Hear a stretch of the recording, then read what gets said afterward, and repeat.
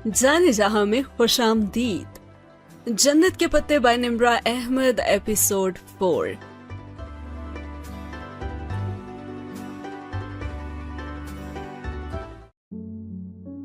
Scene start होता है हया से, जहां पे इरम भागती हुई आती है और उसका नाम ले रही होती है हया हया, और खुशी तो उसके अंग अंग से फूट रही होती है क्योंकि वो वीडियो उस वेबसाइट से रिमूव हो चुकी होती है और उसने फरते जज्बात से तकरीबन बैकग्राउंड से टेक लगाए बैठी हया को तो झंझोड़ कर ही रख दिया था। लेकिन कैसे हुआ ये सब? उस वेबसाइट वाले को खौफे खुदा आ गया होगा, मुझे क्या पता। वो लापरवाही से अनजान बन गई। शायद, लेकिन अच्छा ही हुआ जो भी हुआ। खैर, तुम्हारी तुर्की की कब फ्लाइट है?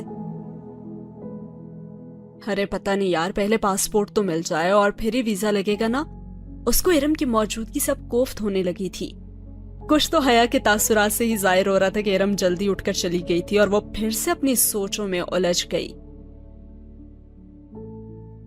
मेजर अहमद, उसका आधा झुलसा हुआ चेहरा, सामने ना आना, पर्दे के पीछे से बात करना, और वो उसकी अजीब फलसफियाना बातें, जन्नत वगैरह का तज़किरा बास पर्स करना और फिर शादी का सवाल। हो खुदाया, कैसा अजीब आदमी था वो। और उसकी एक और बात जिसके बारे में वो इस वक्त शदीद आलमे तैश में होने के बायस सवाल नहीं कर सकी थी कि आपकी फुप्पो का खानदान जो जिल्लत और शर्मिंदगी के मारे अब शायद कभी इधर का रुख नहीं करेगा, आखिर कारनामा भी तो बहुत शर्मनाक सर अंजाम दिया था ना। क्यों कही थी उसने ये बात, और कैसी जिल्लत और शर्मिंदगी और कैसा शर्मनाक कारनामा। ये बात वो उस वक्त गुस्से की वजह से नहीं पूछ पाई थी, और अब वो यहाँ बैठी सोच रही थी कि फुप्पो का खानदान वाकईतन पलट कर तो नहीं आया था, तो क्या उसकी वजह उनके अपने मुल्क और खानदान से बेजारी नहीं थी जैसा कि वो कहती थी, बल्कि कोई और थी, कोई जिल्लत आमेज काम था जो उन्होंने सर अंजाम दिया था। और उन्होंने किसने, क्या फुप्पो ने, उनके शौहर ने, या फिर जहान सिकंदर ने? क्या गुत्थी थी भला? लेकिन मेजर अहमद से वो इस्तफसार कर नहीं सकती थी और ना ही उसका दोबारा कोई फोन आया था। तो फिर ये खतूत और ये गुलदस्ते, वो भी क्या उसी ने भेजे थे? और उसे उसके सिबांजी जाने का इल्म कैसे हुआ?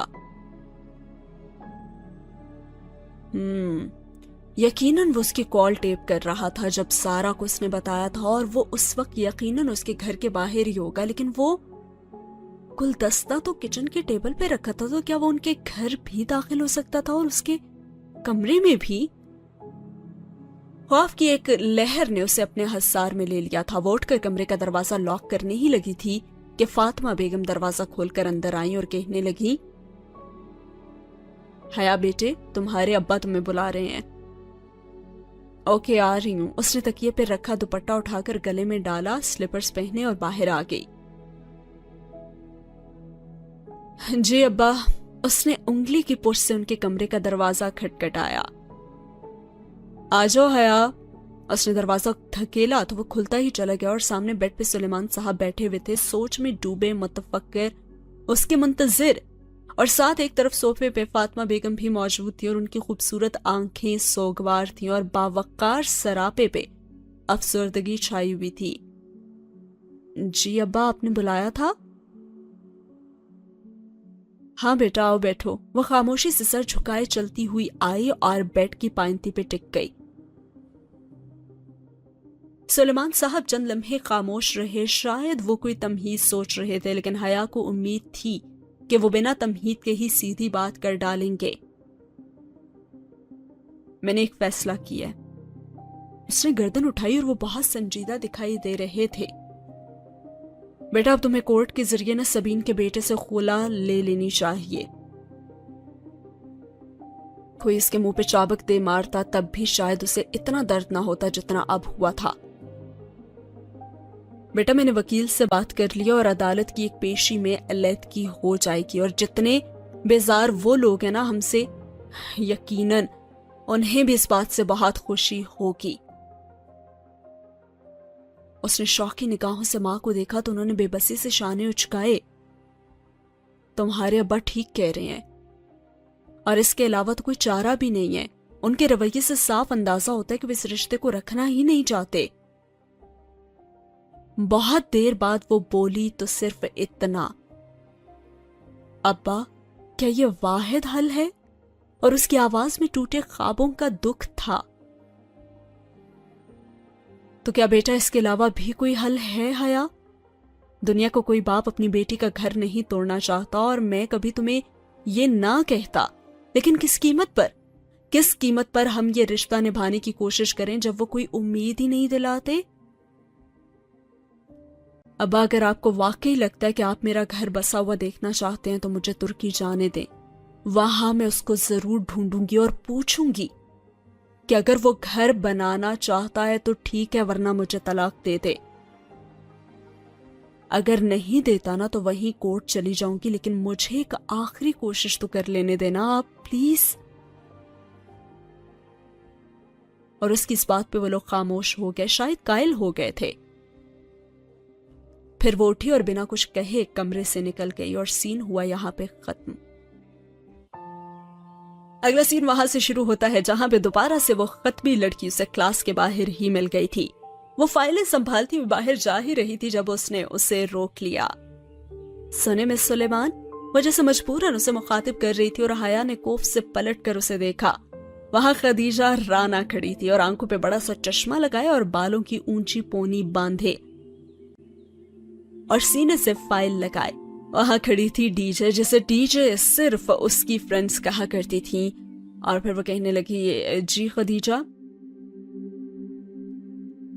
آپ نے ویزے کے لیے اپلائی کر دی ہے؟ دراصل میم فرخندہ نے کہا ہے کہ ہم دونوں کو جلد از جلد ویزے کے لیے اپلائی کرنا چاہیے, کیونکہ فروری کے پہلے ہی ہفتے میں ہم نے سبانجی کو جوائن کرنا ہے اور آج 13 تاریخ تو ہو چکی ہے. ہمارے پاس بس 15 دن ہی باقی ہیں اور ترکی کا ویزا 15 دن میں کبھی نہیں لگا کرتا. وہ پریشانی سے تیز تیز بولے جا رہی تھی اور اس کی بات کچھ ایسی تھی کہ حیا کو بھی سنجیدہ ہونا پڑا, ورنہ ابھی تک وہ ابا کی کہی گئی باتیں ہی سوچ رہی تھی. تو تب ہمیں کیا کرنا چاہیے؟ کل لازماً ہمیں ٹرکش ایمبیسی جا کر ویزے کے لیے اپلائی کرنا ہوگا. آپ کو پتہ ہے نا ٹرکش ایمبیسی کا عجیب سا رول ہے کہ ہر روز سب سے پہلے آنے والے 15 امیدواروں کا ہی انٹرویو ہوتا ہے.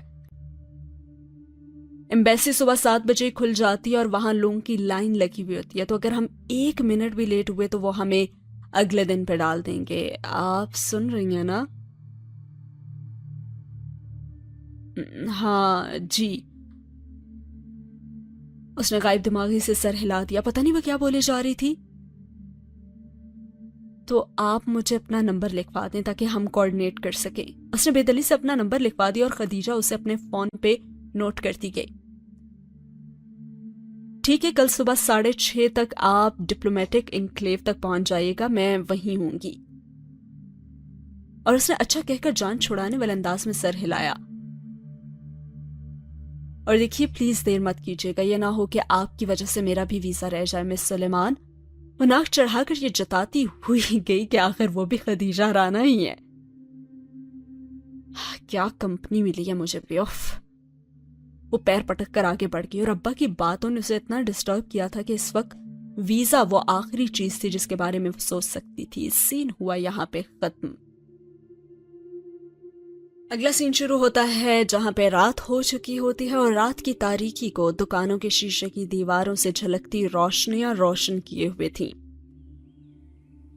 زرد روشنیوں کا عکس سامنے لمبی سیدھی سڑک پر بھی پڑ رہا تھا, جس کے ایک طرف پارکنگ کی گاڑیوں کی لمبی قطار تھی اور دوسری طرف ایک چھوٹا سا چبوترا بنا تھا. چبوترے میں دن میں بک فیئر کے سٹال لگا کرتے تھے, لیکن آج کل وہ بھی بند تھے اور یہ جناح سپر تھا اور وہ اس وقت زرد روشنیوں کے عکس سے چمکتی سڑک پہ چل رہی تھی. سیاہ جیکٹ کی جیبوں میں ہار ڈالے اور شانوں پہ پھسلتے لمبے بال لیے وہ سر جھکائے خود فراموشی کے عالم میں قدم اٹھا رہی تھی. ابا اور اماں کی کہی کی باتیں دل و دماغ میں گونج رہی تھیں. جہان سکندر کون تھا؟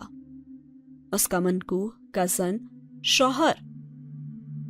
وہ شخص جس کے خواب اس نے ساری عمر دیکھے تھے، اتنی آسانی سے وہ کیسے اس سے دستبردار ہو جائے؟ کیا اماں ابا نہیں جانتے تھے کہ خواب اگر اپنے ہاتھوں سے توڑے جائیں تو انگلیاں بھی زخمی ہو جاتی ہیں؟ تو پھر کیسے وہ خود کو زخم دے؟ اگر وہ جہان یا سبین پھپھو کے لیے کوئی انچاہا رشتہ تھی تو بھی ان کو صفائی کا ایک موقع دیے بغیر ہی کیسے خود کو ان سب سے وہ الگ کر لے؟ یہ کوئی مکھن تو نہیں تھا جس سے بال نکالنا تھا، یہ تو کانٹوں سے الجھا ہوا دامن تھا، اور اگر کھینچ کر الگ کیا گیا تو دامن پھٹ جائے گا، اور اگر کانٹے نکالنے کی کوشش کی تو انگلیاں زخمی ہو جائیں گی۔ لیکن کیا پتا اس کانٹوں کے پودے پہ گلاب بھی کھلتے ہوں؟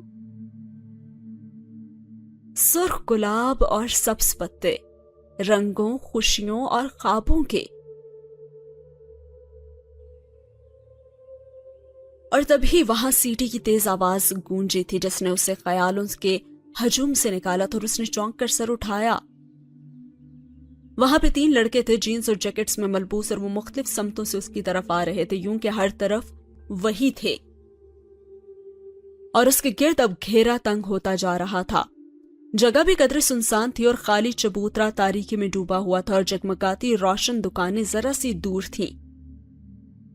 اب اس کا دل دھک سے رہ گیا، وہ تیزی سے پلٹی، مگر ادھر سے بھی ان کا کوئی چوتھا آدمی آ رہا تھا۔ Hey sweetie pretty women، اور دوسری طرف سے آنے والا شخص اسے کہنے لگا کہ gorgeous lady۔ وہ مبہم آوازیں نکالتے اور معنی خیز اشارے کرتے اس کے گرد گھیرا تنگ کر رہے تھے۔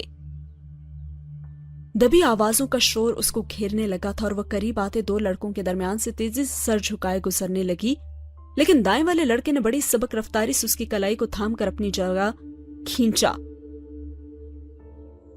ابھی اس کے لبوں سے چیخ بھی نہیں نکلی تھی کہ اس کی کلائی کو تھامنے والا خود بوکھلا کر پیچھے ہٹا، اور ٹن کی زوردار آواز کے ساتھ کسی نے اس لڑکے کے سر کے پچھلے حصے پہ کچھ دے مارا تھا۔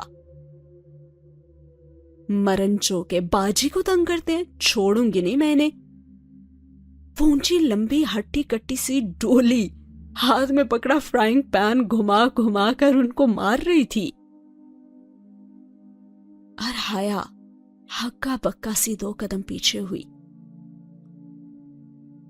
جس کو فرائنگ پین لگا تھا وہ سر پکڑے بلبلاتا ہوا پیچھے بھاگا تھا، اور باقی 2 بھی ساتھ ہی اس کے بھاگ گئے۔ ایک نے ذرا پھرتی دکھا کر ڈولی کو لات مارنی چاہی، لیکن ڈولی نے اسی فرائنگ پین کو گھما کر ایسی ضرب دی کہ اس لڑکے کا گھٹنا چٹک اٹھا۔ شاید ٹوٹ گیا تھا، کم از کم اس کی چیخ سے تو حیا کو یہی لگا تھا، اور وہ لنگڑاتا ہوا بھاگ گیا تھا۔ آئے بڑے سالے، ڈولی سے پنگا لیتے ہیں، وہ فاتحانہ ہاتھ جھاڑتے ہوئے اب حیا کی طرف مڑا۔ ہمیشہ کی طرح سفید آٹے سے گویا اٹا ہوا چہرہ، اور آنکھوں کے گرد لمبی کالی لکیریں کھینچ کر لائنر لگایا ہوا، اور آنکھوں میں نیلے سبز سے لینسز، اور گالوں پہ سرخ پاؤڈر، بھڑکیلا آئی شیڈوز، اور سرخ چونچ کی طرح کی لپسٹک، اور بھورے گولڈن بالوں کی لٹیں اور سر پہ لیے دوپٹے سے نکل رہی تھی، اور وگ بھی ہمیشہ کی طرح ہی تھی۔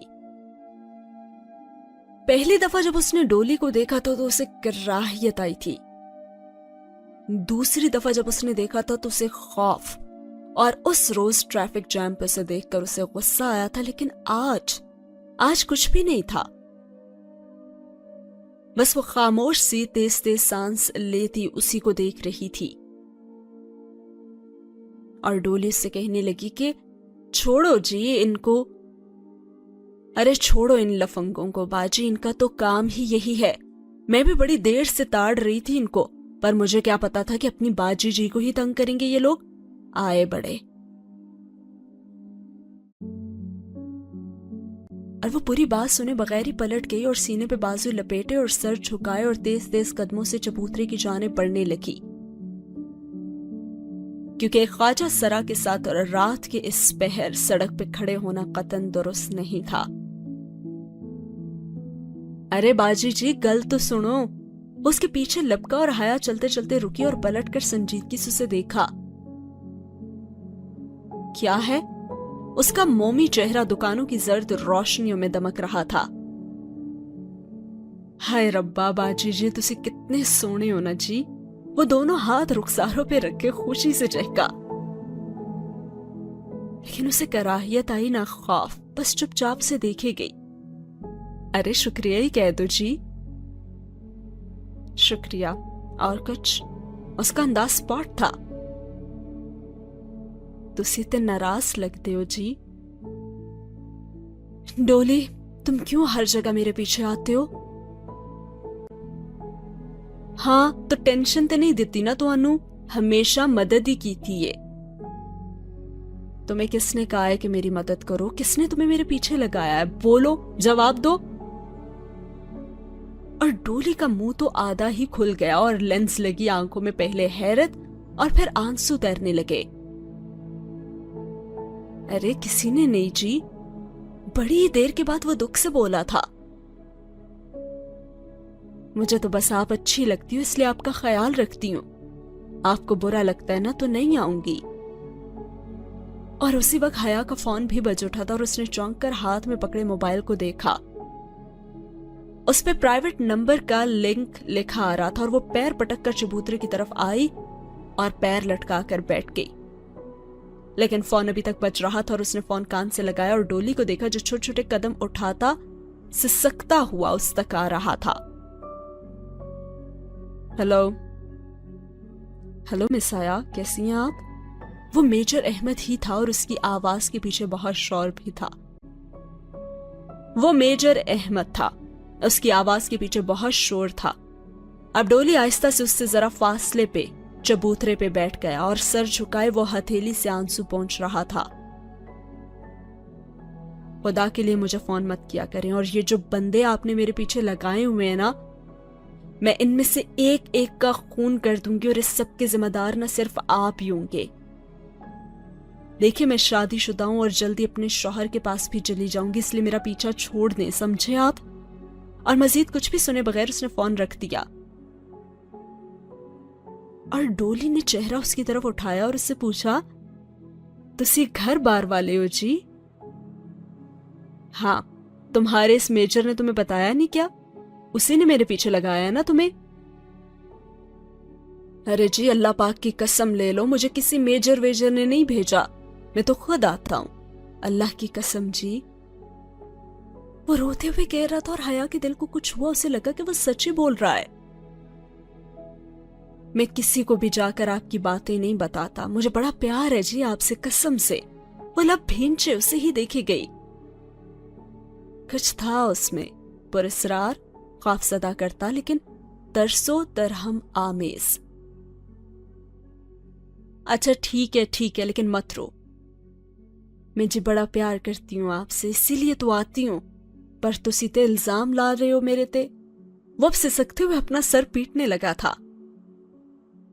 اچھا ناؤ پلیز سٹاپ دس۔ وہ چپ چاپ بیٹھا اسے تکتا رہا جبکہ وہ سامنے خلاؤں میں گھورتی رہی۔ تسی جا رہے ہو کہیں؟ حیا نے چونک کر اسے دیکھا۔ وہ آپ نے فون میں کہا تھا نا، اس نے وضاحت کی۔ ہاں میں یورپ جا رہی ہوں۔ وہ جہاں امریکہ ہے، وہ انگریزی فلموں والا؟ وہ تو رونا بھول کر خوشی سے چہکا، اور شاید وہ واقعی ایک عام خواجہ سرا تھا یا پھر کوئی بہت مکار اداکار۔ اور اس نے تردید نہیں کی تھی اور اس نے کہا کہ ہاں وہی۔ ادھر کون ہے جی؟ میرا شوہر رہتا ہے وہاں۔ وہ آپ سامنے روشن دکانوں کی قطار کو دیکھ رہی تھی۔ کیسا ہے جی تہاڈا شوہر؟ میں نہیں جانتی ڈولی، اگر میں جانتی ہوتی تو آج ادھر نہ بیٹھی ہوتی۔ اور اب اس کی پلکیں بھیگنے لگی تھی، بڑی بڑی سیاہ آنکھوں میں پانی تیرنے لگا تھا۔ ہیں پھر جی؟ تو بس تم دعا کرو نا ڈولی کہ وہ مجھے مل جائے۔ وہ آنکھوں کی نمی چھپاتی اٹھ کر کھڑی ہو گئی اور ڈولی نے سر اٹھا کر دیکھا۔ وہ انگلی کی نوک سے آنکھ کا کنارہ صاف کرتی سڑک کی طرف جا رہی تھی اور ڈولی کی آنکھوں میں بے پناہ اداسی اتر آئی۔ خدا کرے وہ تمہیں کبھی نہ ملے حیا سلیمان، اور خدا کرے تم اس سے مایوس ہو کر جلد ہی واپس آ جاؤ. اور وہ تیز تیز قدم اٹھاتی آگے بڑھ رہی تھی جب اس نے ڈولی کو کہتے سنا. لیکن نہیں، وہ ڈولی کی آواز نہیں تھی، وہ کسی مرد کی آواز تھی، بھرپور، خوبصورت اور اداس. ایسی آواز جو اس نے پہلے کبھی سنی ہی نہیں تھی. وہ تو میجر احمد کی آواز سے بھی زیادہ خوبصورت تھی، اور اس میں جہان سکندر کی اجنبی آواز جیسی بے رخی بھی نہیں تھی. اس کے قدم زنجیر ہو گئے اور تیزی سے اس نے گردن موڑی، لیکن دور اندھیرے میں ڈوبا چبوترا خالی تھا. وہاں دور دور تک کسی کا نام و نشان بھی نہیں تھا. اور زندگی میں پہلی بار اس کے اندر ڈولی سے دوبارہ ملنے کی خواہش نے جنم لیا تھا. اسے جاننا تھا کہ ڈولی کون ہے، کیا ہے اور کیوں ہے. اور سین ہوا یہاں پہ ختم. اس رات وہ بامشکل 2-3 گھنٹے ہی سو سکی تھی، اور پھر فجر کی اذان سے پہلے وہ تیار ہو کر ڈپلومیٹک انکلیو پہنچ گئی کہ خدیجہ کی بار بار کال آ رہی تھی. اور خدیجہ سے باہر ہی مل گئی اور کہنے لگی کہ شکر ہے آپ آ گئیں. اس کی اینک کے پیچھے چھپی آنکھیں فکر مند لگ رہی تھی. حیا سادہ شلوار قمیض اور سیاہ جیکٹ میں ملبوس تھی، اور لمبے کھلے بال کانوں کے پیچھے کیچر میں لگا رہی تھی. اور وہ خدیجہ تک آئی.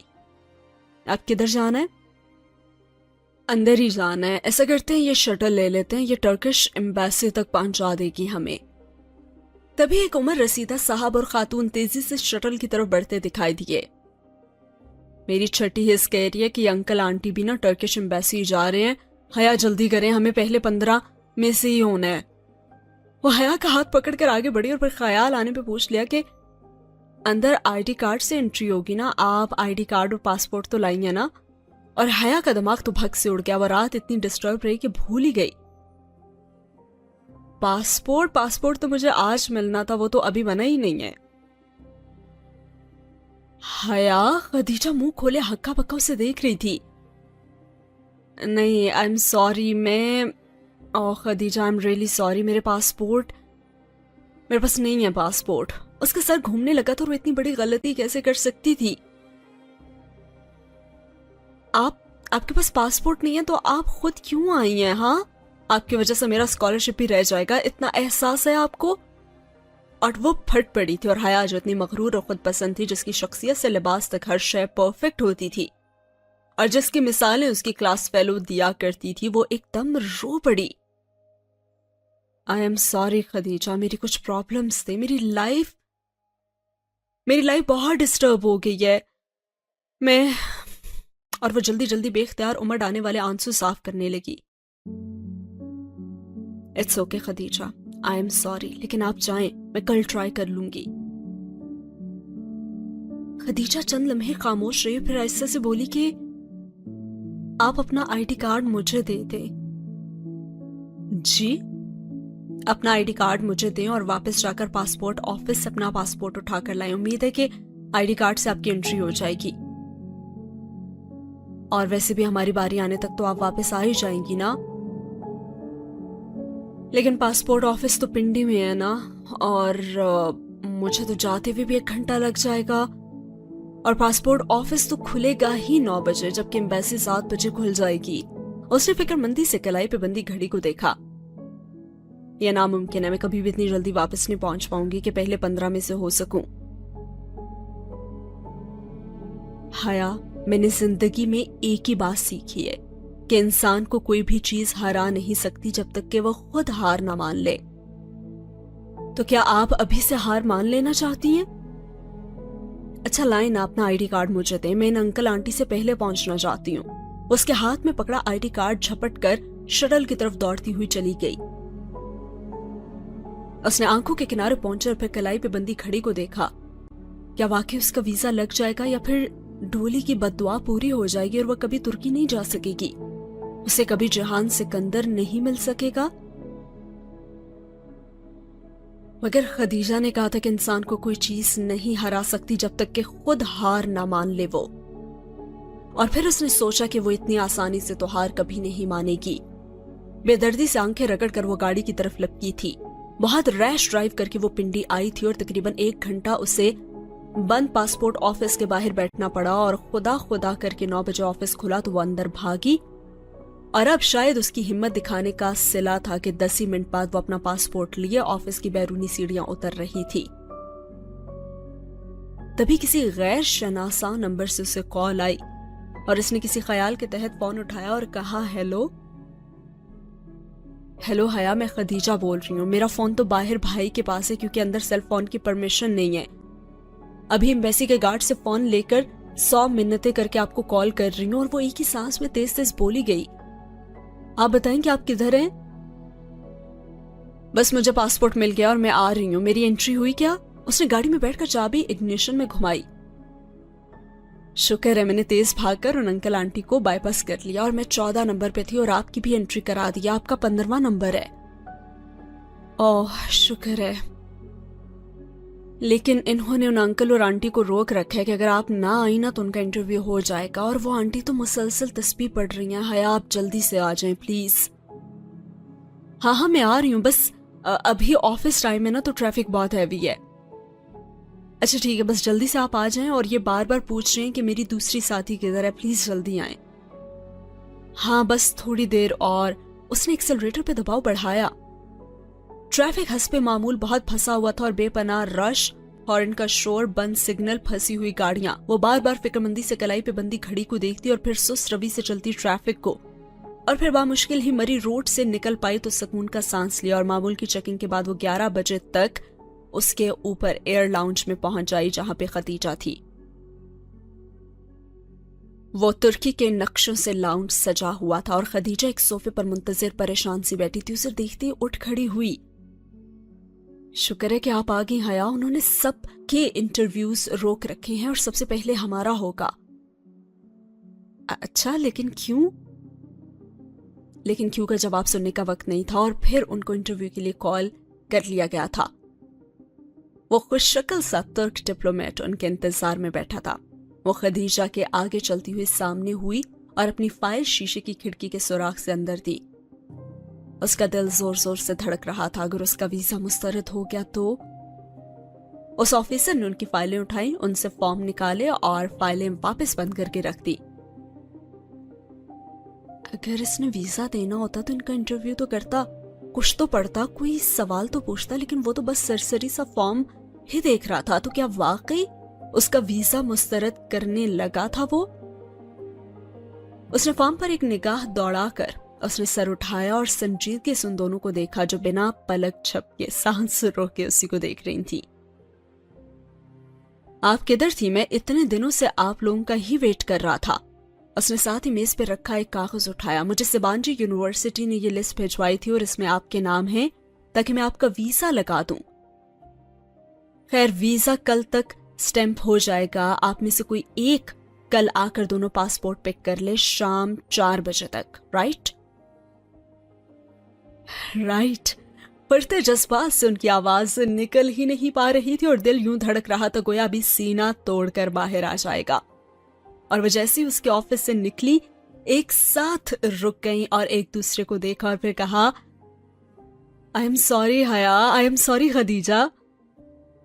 बया वक्त दोनों के लबों से निकला था और फिर वो दोनों हंसते हुए एक दूसरे के गले लग गई।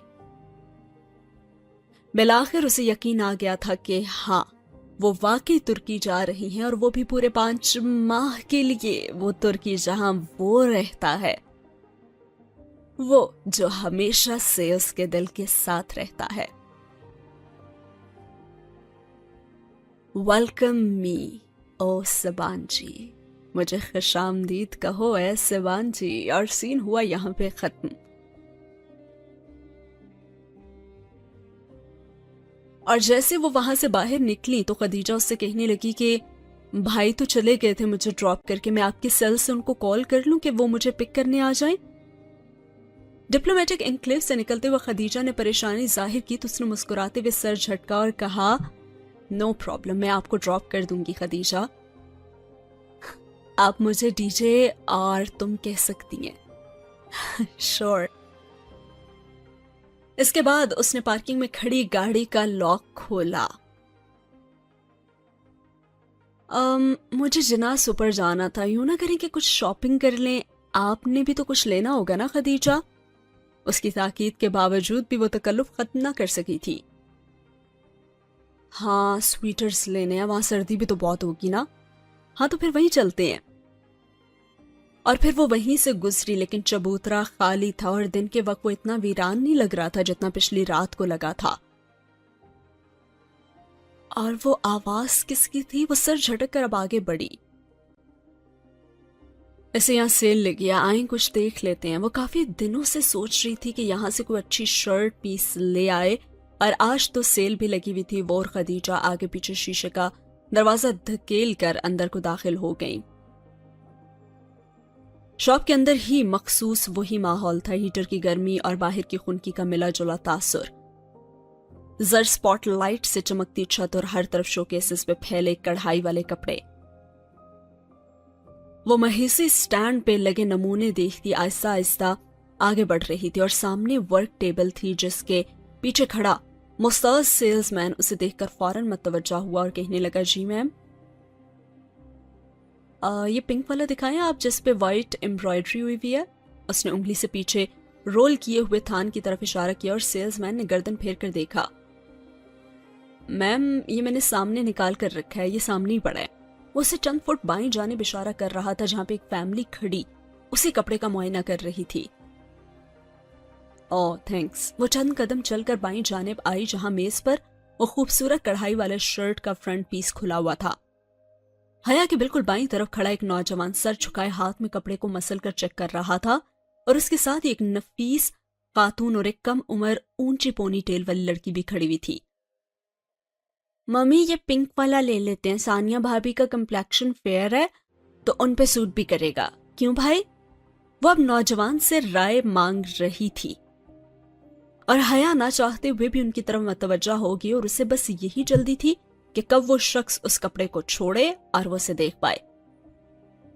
اس وقت بھی گلابی شرٹ کا کپڑا اس شخص کے ہاتھ میں تھا, اور اس نے اسے ہاتھ میں یوں پکڑ رہا تھا کہ اس کی ہتھیلی والی طرف اوپر تھی, اور حیا صرف اس کے ہاتھ میں پکڑے ہوئے کپڑے کو دیکھ رہی تھی.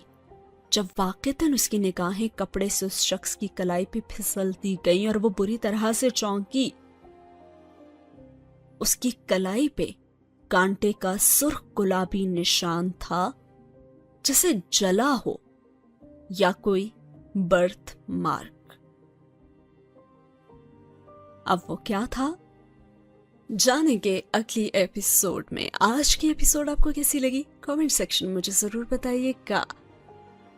کافی ساری ریڈلز ہیں یہاں پہ, تو آئی ہوپ کہ آپ لوگ بھی سٹارٹ میں تھوڑا سا کنفیوز ہو رہے ہوں گے, لیکن کچھ ہی ٹائم بعد آپ لوگ بھی انجوائے کرنا شروع کر دیں گے. ملتے ہیں اگلی ایپیسوڈ میں. اللہ حافظ.